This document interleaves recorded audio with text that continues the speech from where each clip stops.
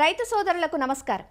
పూర్వపు క్యాడ్బరీ ఇప్పటి మోండలి సంస్థ ఆంధ్రప్రదేశ్లోని కొబ్బరి, ఆయిల్ పామ్ సాగుదారుల ప్రయోజనార్థం అంతర పంటగా సాగు కనువైన కోకోపై అందిస్తున్న ప్రత్యేక కథనాలను ఇవాల్టి నుంచి ప్రతి బుధవారం ఉదయం 6:20 9 నిమిషాల నిడివితో ప్రసారం చేస్తాం. చాక్లెట్ కన్ఫెక్షనరీ పరిశ్రమల్లో కోకో గింజలను ప్రధాన ముడిసరుకుగా వాడతారు. ఈ పంటకు ఏటికేడాది డిమాండ్ పెరుగుతుందే కానీ తగ్గడం లేదు. భారతదేశంలో దక్షిణాది రాష్ట్రాల్లో కొబ్బరి, ఆయిల్ పామ్, వక్క తోటల్లో అంతర పంటగా కోకో సాగు అనుకూలంగా ఉంది. నీడను ఇష్టపడే పంట కావడంతో అంతర పంటగానే దీన్ని సాగు చేస్తారు. కోకో కాయ లోపలి గింజలను కోకో బీన్స్గా వ్యవహరిస్తారు. వీటిని ఎండబెట్టి నిల్వ చేసుకొని ఎప్పుడు కావాలంటే అప్పుడు విక్రయించుకునే వెసులుబాటు ఉంటుంది. మోండలి సంస్థ వారే రైతు ఇంటి వద్దకొచ్చి పంటను కొనుగోలు చేసి అకౌంట్లో సొమ్ము వేస్తారు. కోకో పంటను గత 20 ఏళ్లుగా సాగు చేస్తూ విజయఢంకాను మోగిస్తున్న ఏలూరు జిల్లా తడికలపూడి గ్రామ రైతు కట్ట లీలా వెంకట చింతారావు అనుభవాలను ఆయన నోటి నుంచే విందాం. 20 సంవత్సరాలుగా కోకో వ్యవసాయం చేస్తున్నాను. ఈ వ్యవసాయం అంతకుముందు కొబ్బరి ఉండేది మా నాన్నగారు వాళ్ళ టైంలో. క్యాడ్బరీ ఇండియా వాళ్ళు వచ్చిన తర్వాత ఇక్కడ మాకు కొబ్బరిలో అంతర పంటగా కోకోని పరిచయం చేశారు. అప్పటి నుంచి కోకో పండిస్తున్నాం మేము. మాకు అన్ని విధాలా కూడా మంచి రేటు, మంచి దిగుబడి, లాభదాయకంగా ఉంది. ఇదివరకు ఒకే ఆ ల్యాండ్లో ఒక పంట మాత్రమే వచ్చేది. అట్ ద సేమ్ టైం ఇప్పుడు 2 క్రాపులు తీసుకుంటున్నాం మేము. 2 క్రాపులు తీసుకుంటున్న ఎక్స్ట్రా మనీను ప్లస్ ఎక్స్ట్రా ఆదాయం కూడా వస్తుంది. పని మనుషులు పెద్ద అవసరం లేదు. తక్కువ మందితో కూడా దీన్ని ఆపరేట్ చేయొచ్చు.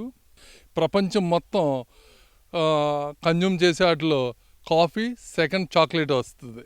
చాక్లెట్ ప్రపంచం మొత్తం తింటారు. దీనికి బెస్ట్ ఫ్యూచర్ ఉంది. ఈ సంవత్సరం దిగుబడులు కానీ రేట్లు కానీ అన్నీ హయ్యెస్ట్. పర్ ఏకర్ వచ్చేసి నాకు 5 నుంచి 6 క్వింటాల దిగుబడి నేను తీసుకుంటున్నాను. ఈ సంవత్సరం వచ్చే రేట్ అయితే క్వింటా వచ్చేసి ₹1,00,000 కొన్నారు. అంటే 5 లక్షల రూపాయల ఆదాయం నేను పొందినట్టే. మిగతా పచ్చి పంటలు అయితే ఆ రోజు కోసేస్తే ఆ ఫ్రూటు ఆ రోజు అమ్మకపోతే పోద్ది. అదే కోకోలో అయితే ఎండిన తర్వాత గింజలు అలా మనం స్టోర్ చేసుకుని బెస్ట్ రేట్ వచ్చినప్పుడు మనం అమ్ముకుంటా కూడా అవకాశం ఉంది. మాండలేజ్ ఇండియా వాళ్ళు సపోర్ట్ చేసి టెక్నికల్గా మంచి మంచి యజమాన్య పద్ధతిలో మంచి సజెషన్స్ ఇవ్వడం వల్ల నేను బాగా లబ్ధి పొందుతున్నాను. రైతులందరికీ నేను చేసే విజ్ఞప్తి ఏంటంటే కొబ్బరి తోటల అంతర పంటగా మీరు కోకో వేసుకుంటే మంచి ఆదాయాన్ని పొందుతారని నేను ఈ సందర్భంగా విజ్ఞప్తి చేస్తున్నాను. దీర్ఘకాలిక పంట అయిన కోకో సాగు వల్ల కలిగే ప్రయోజనాల గురించి ఏలూరులోని మోండలి సంస్థ అసిస్టెంట్ మేనేజర్ ఏ రవీంద్రరావు నుంచి తెలుసుకుందాం. మన రాష్ట్రంలో ఈ కొబ్బరి, ఆయిల్ పామ్ తోటల్లో అంతర పంటగా సాగు చేయబడుతున్న కోకో చూసుకున్నట్లయితే ఇది ప్రపంచంలో వినియోగించే పానీయ పంటల్లో 3వ అతిపెద్ద పంట. ఈ కోకోను చాక్లెట్ తయారీలో ఉపయోగిస్తారు. ఈ కోకో చూసుకున్నట్లయితే ఆఫ్రికా ఖండంలోని ఘానా, ఐవరీ కోస్ట్, నైజీరియా ప్రాంతాల్లో ఇది పండించడం జరుగుతుంది సాంప్రదాయబద్ధంగా.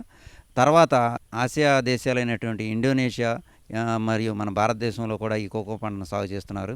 మన భారతదేశం విషయానికి వస్తే 1965 సంవత్సరంలో ప్రస్తుతం మోండలీజ్గా పిలువబడుతున్న క్యాడ్బరీ సంస్థ కేరళ రాష్ట్రంలో ప్రవేశపెట్టి అక్కడ అభివృద్ధి చేసిన తర్వాత రైతులకి ఈ వాణిజ్య సరళిలో పండించడానికి మొక్కలు, సాంకేతిక పరిజ్ఞానం అందించి ఈ పంటను ఈ స్థాయికి తీసుకురావడం జరిగింది. ఆంధ్రప్రదేశ్లో ఈ కోకో ఇంతగా అభివృద్ధి చెందడానికి ముఖ్యమైన కారణం ఇక్కడ అందుబాటులో ఉన్నటువంటి పెద్ద కొబ్బరి తోటలు, ఆయిల్ పామ్ తోటలు మరియు కొద్ది మొత్తంలో ఉన్నటువంటి ఒక్క తోటలు ఈ కోకో సాగుకు ఎంతో అనుకూలంగా ఉన్నాయి కాబట్టి రైతులు ఈ కోకో సాగును విస్తృతంగా చేపట్టారు. కోకో యొక్క లక్షణం చూసుకున్నట్లయితే ఆకురాల్చే గుణం ఉన్నటువంటి మొక్క. ఇది ప్రతి సంవత్సరం కూడా ఎకరానికి 1 టన్నుకు మించి ఎండాకును రాలుస్తుంది. ఈ రాలిన ఆకు నేలపై ఒక పొరలాగా ఏర్పడి కలుపుని శాశ్వతంగా నిర్మూలిస్తుంది. దాంతోపాటు నేలలో యొక్క తేమ శాతాన్ని కాపాడి వేసవిలో నీటి ఎద్దడి పరిస్థితుల నుంచి తోటను కాపాడుతుంది. దీనివలన అంతర పంటకే కాకుండా ప్రధాన పంట కొబ్బరికి కూడా ఎంతగానో ఉపయోగపడుతుంది. దీన్ని కేంద్రీయ వన్య పంటల పరిశోధనా స్థానం CPCRI వారు ప్రయోగాత్మకంగా నిరూపించి రైతాంగానికి వివరించడం జరిగింది.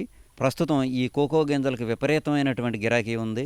మనం దీని మీద వచ్చే ఆదాయ వ్యయాల గురించి మనం చూసుకున్నట్లయితే కొబ్బరిలో సాగు చేసుకున్నట్లయితే మనకి ఎకరానికి 200 కోకో మొక్కలు నాటుకోవచ్చు. 5 సంవత్సరాల వయసు పైబడిన తోటలో నికరంగా 3 నుంచి 400 కేజీల దిగుబడిని అందించడం జరుగుతుంది. 300 కేజీలు కనీసం, 400 కేజీలు గరిష్టంగా మనం లెక్కేసుకున్నట్లయితే ప్రస్తుతం ఉన్న మార్కెట్ రేట్లను చూసుకున్నట్టే ఈ సంవత్సరం రేటు సరాసరి 800 రూపాయలకి గింజలు అమ్ముకోవడం జరిగింది. భవిష్యత్తులో కొంచెం తగ్గినా సరే 600 రూపాయలు మనం కేజీ తీసుకున్నా సరే 1,80,000 కనీసంగాను, 2,40,000 గరిష్టంగాను, మధ్యస్థంగా చూసుకున్న 2 లక్షల వరకు ఆదాయం వచ్చే అవకాశం ఉంది. ఖర్చులు కానీ చూసుకున్నట్టయితే ఒక 50,000 రూపాయలు గరిష్టంగా ఖర్చు పెట్టినా 1,50,000 రూపాయలు రైతుకు మిగిలే అవకాశం ఉంది. కాబట్టి ప్రతి రైతు కూడా ఈ పంట యొక్క గరిష్ట దిగుబడిని పొందాలని కోరుకుంటున్నాను. అదే ఆయిల్ పామ్లో అంతర్పంటగా సాగు చేసుకున్నప్పుడు కొబ్బరిలో సాగు చేసినటువంటి పరిస్థితుల కంటే కొన్ని ప్రతికూలతలు మనం గమనించవచ్చు. అది ఎలాగంటే ఈ ఆయిల్ పామ్ చెట్టు యొక్క పరిమాణం కానీ మట్ట పరిమాణం కానీ చాలా ఎక్కువగా ఉండి కొంచెం సూర్యరశ్మి తక్కువగా ఉంటుంది. దాంతోపాటుగా మొక్కల సంఖ్య కూడా మనం తక్కువగా వేస్తాం. కాబట్టి పామాయిల్లో కోకోని అంతరపంటగా సాగు చేసినప్పుడు 200 కేజీలు దిగుబడి మాత్రమే సాధించడానికి అవకాశం ఉంది. దిగుబడి కొంచెం తక్కువగా వచ్చినప్పటికీ అదనపు ఆదాయం వచ్చిన దృష్టిలో ఉంచుకొని ఆయిల్ పామ్ రైతులు కూడా ఈ కోకోని అంతరపంటగా సాగు చేసుకోవాలి. ప్రస్తుతం మన రాష్ట్రంలో సాగు అవుతున్న ఏ వ్యవసాయ ఉత్పత్తికి కూడా కోకోకు ఉన్నటువంటి మార్కెటింగ్ సదుపాయం లేదు. రైతు పండించిన పంటను రైతు ఇంటి వద్దనే కొనుగోలు చేసి నగదును బ్యాంక్ అకౌంట్లో జమ చేయడం జరుగుతుంది. అన్ని సౌకర్యాలను కోకో సాగు చేసే రైతులకు మొండలీస్ కంపెనీ ప్రతినిత్యం అందుబాటులో ఉంచి రైతుని ఈ కోకో సాగులో ముందుకు తీసుకెళ్లే కార్యక్రమంలో ఎటువంటి సందేహం లేదని చెప్పగలను. కోకో గింజల గిరాకీ, సరఫరాల మధ్య అంతరం చాలా ఉందని, దేశీయంగా కోకో ఉత్పత్తిని పెంచాల్సిన అవసరం ఉందని అంటారు కొచ్చిన్లోని directorate of cashew and coconut development deputy director Dadasaheb Desai. Our Indian production is around 30,000 metric tons. But when we compare to our demand and all, it is 1,20,000 metric tons. So that there is a huge gap in demand and production. There is a necessity to increase our production to make self-sustainable in cocoa cultivation in India. Cocoa nursery accreditation, it have 2-3 steps, so that whoever who is doing cocoa nursery, they should establish mother blocks. Then they should establish these nursery infrastructure like a shed net, poly house, pod storage, then media preparation units, as well as other necessary requirements like marketing and other things. Then the role of directorate is accreditation, that is a standard that recognition as well as a standard certification of that cocoa nursery. In this particular standardization and accreditation, particular nursery person or owner of the nursery, they have to approach us by applying for accreditation as well as for renewal. So after grading, we will issue certificate of accreditation. Based on that certificate of accreditation, they will supply their cocoa planting material to the various government schemes as well as to the private persons, that is farmers directly. So I request all the farmers and all the cocoa growers, you should purchase the cocoa planting material from the accredited nurseries, so that you will get a genuine planting material and quality, particular quality polyclonal seedling material.